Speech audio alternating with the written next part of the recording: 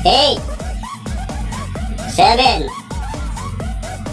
6, 5, 4, 3, 2, 1.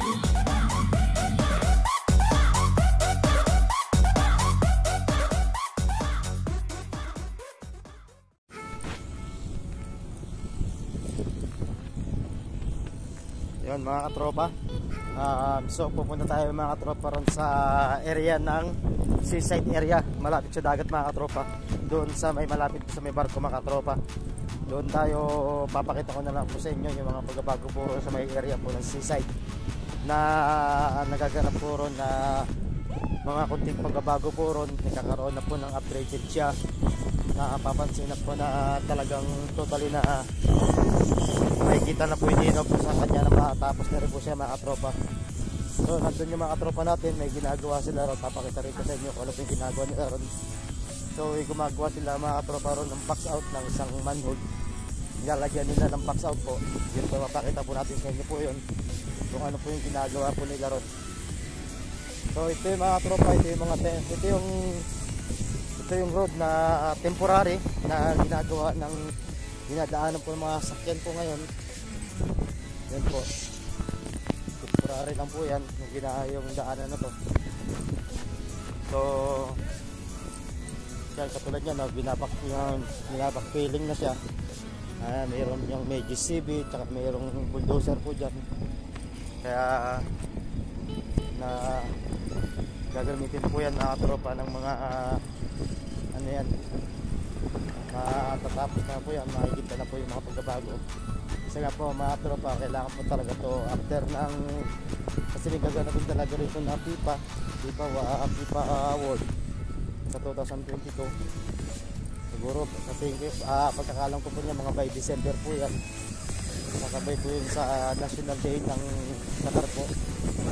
Kaya kailangan ito may-ari na kahit paano itong road na to, at yung may makitang linaw na po rito sa project na ginagawa po natin mga tropa. So yan, yun yung temporary na daanan.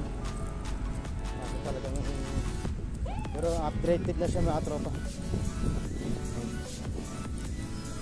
May linaw na ito mga tropa.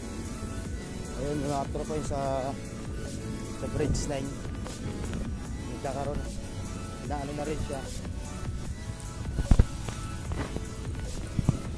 mag-ispalto na rin sa bridge 9 mga tropa. Daanan po natin at pakita ko po sa inyo mga tropa pag oras nag-ispalto na ba yun dyan, para bubuksan na talaga mga tropa yung bridge na yun mga tropa, yung sa bridge na po yun. Kaya yan mga tropa, yan yung mga pagbabago rito.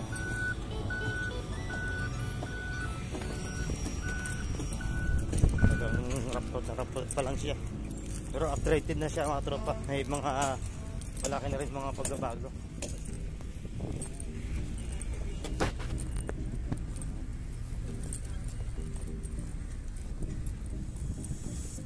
Sarap sa ganda-ganda lang ngayon maglakad kasi medyo mainit, may lamig, pero init pa rin, talo pa rin talaga mga tropa ng lamig. Mas maabisa talaga yung ano pa ngayon mga tropa, winter pa ngayon. Pero patapos na rin to, siguro ito mga by March o kaya April, tapos na ang winter. Kaya summer na naman, yarian na naman ng tag-init na naman, mahirapan na naman ng init.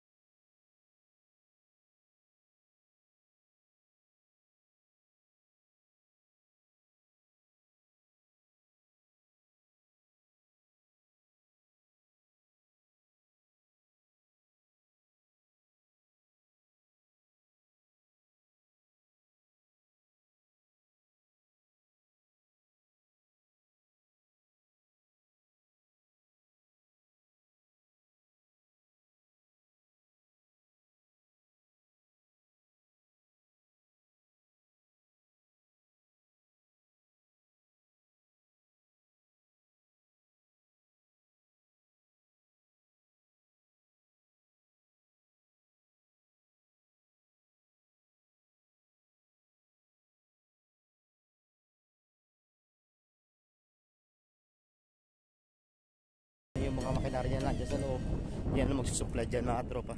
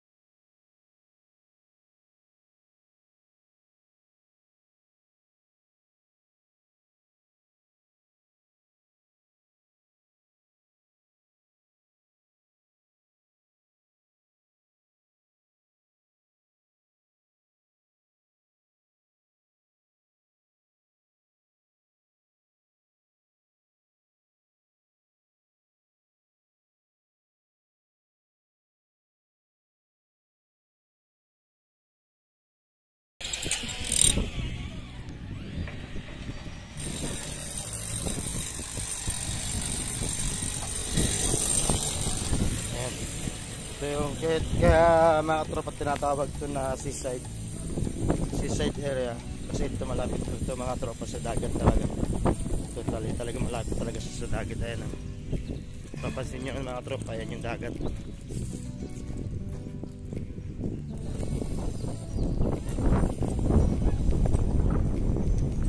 Ayan yung dagat naman mga tropa. Yan. Kaya ang tawag dito sa area na to seaside. Talagang malapit siya sa dagat, kaya kailangan talagang ano siya. Tumataas minsan tubig dito mga tropa, kaya yung mga bato-bato na yan nakaharang yan dyan kasi minsan yan nag-high tide siya, pumapasok dito yung tubig. Yan mapapansin nyo na mga tropa, di ba? Yan yung lupa, di ba? Daanan siya minsan ng tubig, yan nagka-crack yung ano, nagka-crack yung lupa dahil maabot na yung tubig dito pag oras nag-high tide siya mga tropa, tumataas talaga yung tubig.